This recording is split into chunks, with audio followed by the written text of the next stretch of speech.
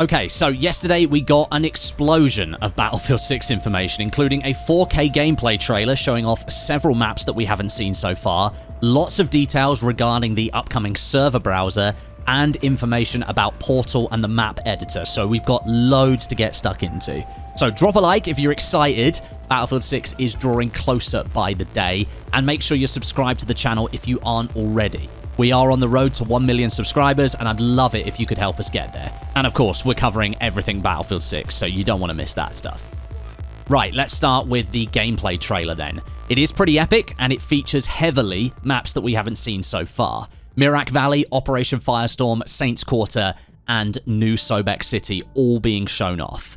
So let's start things. This opening shot here, we get a look at the sniper decoy gadget for the Recon class. There was a very small glimpse of this in the previous multiplayer gameplay trailer, and we've been wondering what sort of gadgets that Recon is going to have now that the spawn beacon has been stolen by the assault class. Well, this is one of them. I'm not truly sure how helpful this is going to be. Maybe for newer players to the franchise, it might be a good way to set up a little bit of a decoy, but I'm not sure it's going to be too helpful for more experienced players. The trailer sets us up for a proper look at Mira Valley. It probably features the most. We've got vehicles on the ground, we've got vehicles in the sky, infantry running around, destruction, explosions, chaos everywhere.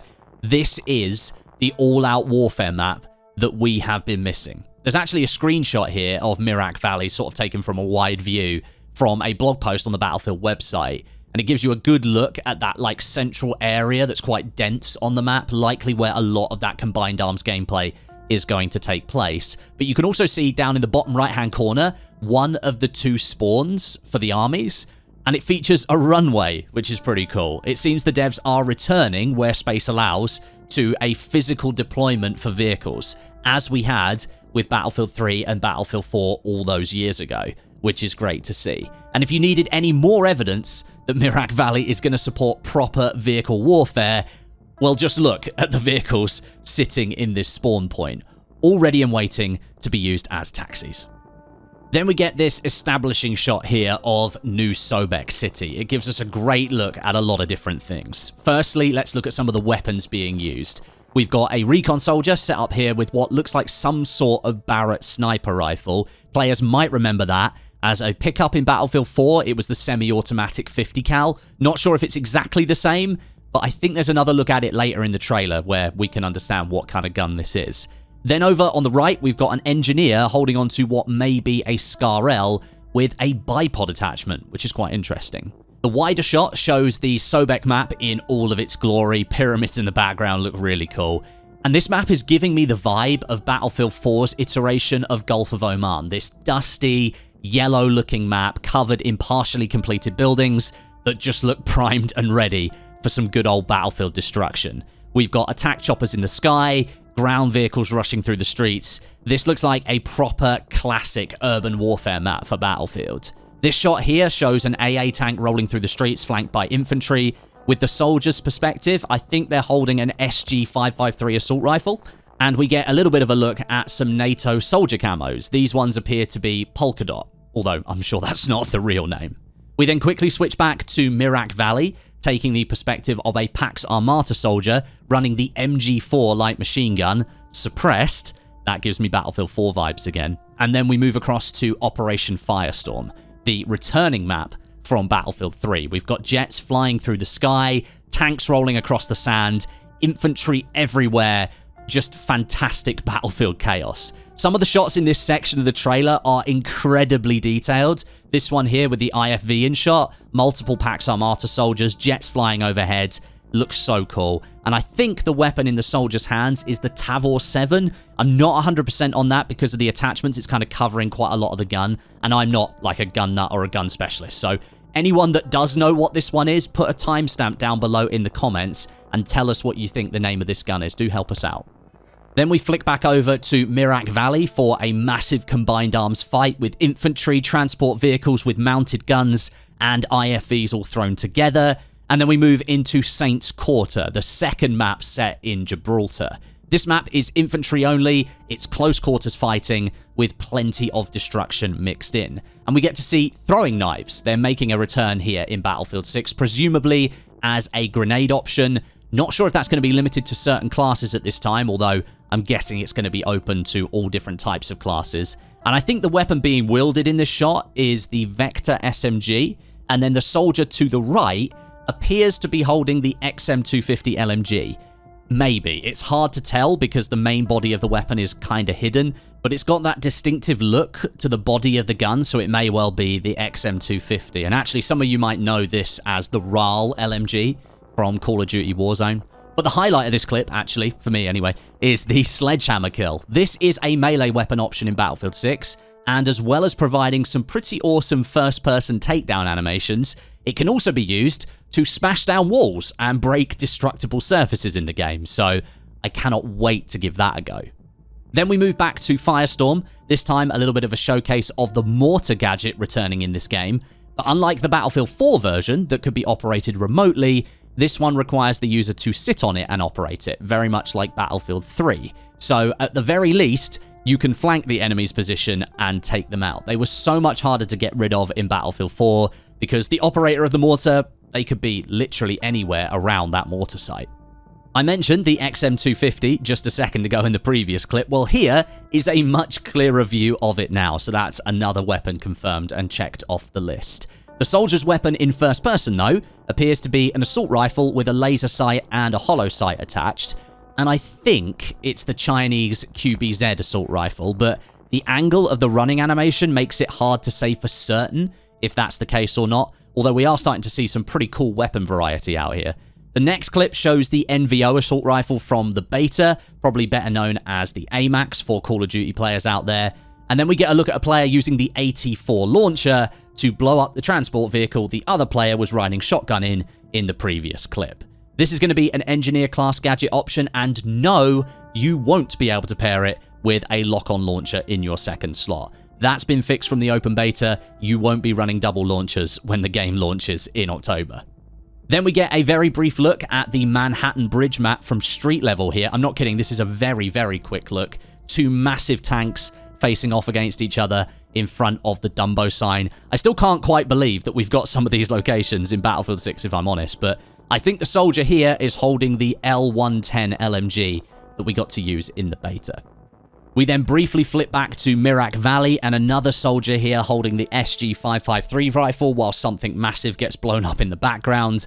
And then we get into the Portal clips. This one is quite interesting because it features one of the revolver sidearms coming to Battlefield 6, and it may well be the one that's currently getting people to grind Battlefield 2042 against their will so you can unlock the skin for it. Back to Mira Valley for the final flourish to the trailer. We get to see a little bit more of the grander scale destruction that this map holds, with a collapsing crane smashing into one of the buildings on a construction site. Kinda gives me vibes of the Battlefield Hardline map downtown, although perhaps on a little bit of a smaller scale. Then to Iberian Offensive, with a player taking out an enemy with their Barrett sniper rifle. I mentioned earlier in the video there was a Barrett sniper rifle. This one gives us a much better look at it, and it may well be the MRAD, which is a successor to the M98B, and Battlefield fans will know that as a staple sniper rifle from Battlefield 3 and Battlefield 4. Great to see it back here in Battlefield 6. And then the final couple of clips are so full of motion blur, I can't really tell what any of the weapons are. But that was a bloody cool trailer, and we got to see some of the bigger maps coming to Battlefield 6, and I have to say, I am happy with what I'm seeing. Now, we're done with the trailer, and we're going to move on to Portal and map editor details. This is really exciting stuff. We did get a brief look at what can be done with Portal and the map editor in the trailer, but we also got a full blog post launched alongside of it, which gives us more details about what we can expect. So let's break it down.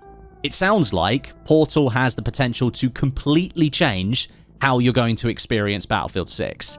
At its core, Portal is basically a sandbox. It's going to give players tools to create their own game modes and their own experiences exactly the way they want to in Battlefield 6. We've had this before with Battlefield 2042, but we're going even further, far beyond just like simple rule tweaks. DICE is introducing something called spatial editing, where objects in maps can be moved around, they can be scaled or duplicated, and you can basically create your own map within Portal. There's also AI scripting that's going to let you control how NPCs behave, or even you can create your custom UI if you want to. Maybe your experience doesn't work with the UI that Battlefield 6 has, you can just create your own. So on paper, that opens the door to some seriously creative opportunities. Now, these creations within Portal will be called community experiences. They can range from just recreating classic modes like Rush or Conquest with loads of extra tickets and maybe some reduced weapons and stuff like that, all the way to something completely experimental or completely unique. So maybe like a hardcore, like wave-style mode, or even like a top-down shooter. There's even rumors that that's been worked on by DICE in-house, and somebody's playing that already. It's going to give players the chance to make Battlefield almost feel limitless in what you want to create. The best thing to sort of compare it to is Halo's Forge mode. That's probably its closest comparison at the moment. Now, according to the blog post, there are going to be some limits on how you earn XP progression in Battlefield 6 Portal. Players will be able to earn full XP progression when playing verified community experiences, and these use existing Battlefield 6 mode templates such as Conquest, Rush, and Breakthrough, whilst allowing the creator to modify a wide range of mutators to make the experience uniquely theirs. If you then go outside those bounds of those mutators and some of those limits that DICE have put in place for you, you will stop earning XP. So if you decide to make something completely unique and creative that's absolutely amazing to play, that's awesome. But if it goes too far outside the realms of the gameplay that DICE wants from Battlefield 6, you will stop earning XP progression. The server browser within Portal looks pretty good. Discovery seems to be improved. We've got filtering tools and persistent servers if you turn the setting on, so that your custom modes won't just disappear if you turn your computer off or your server empties. You'll be able to leave it online, which is pretty cool. That's something we didn't have in Battlefield 2042. However, there was no mention of official experiences ending up in this server browser. It appears to be almost properly locked into the Portal experience, which is disappointing to see. And at this point, I'm not expecting that to change before launch, sadly. Now, all of this for Portal, creating community experiences and unique experiences within Battlefield 6, sounds pretty incredible. But we know this kind of feature is going to live or die on what the community actually does with it.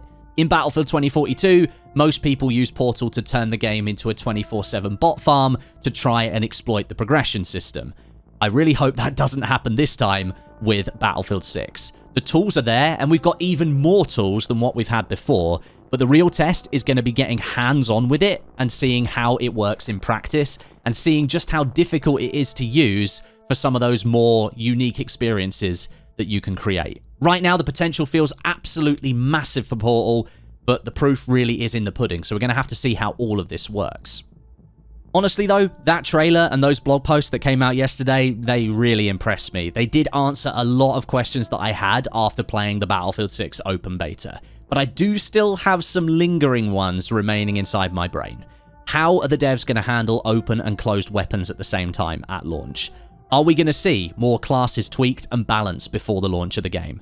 And how about that server browser? Are we ever going to see official experiences in there again, or will we be forever stuck with a matchmaker that puts you on the same map and mode 6 times in a row?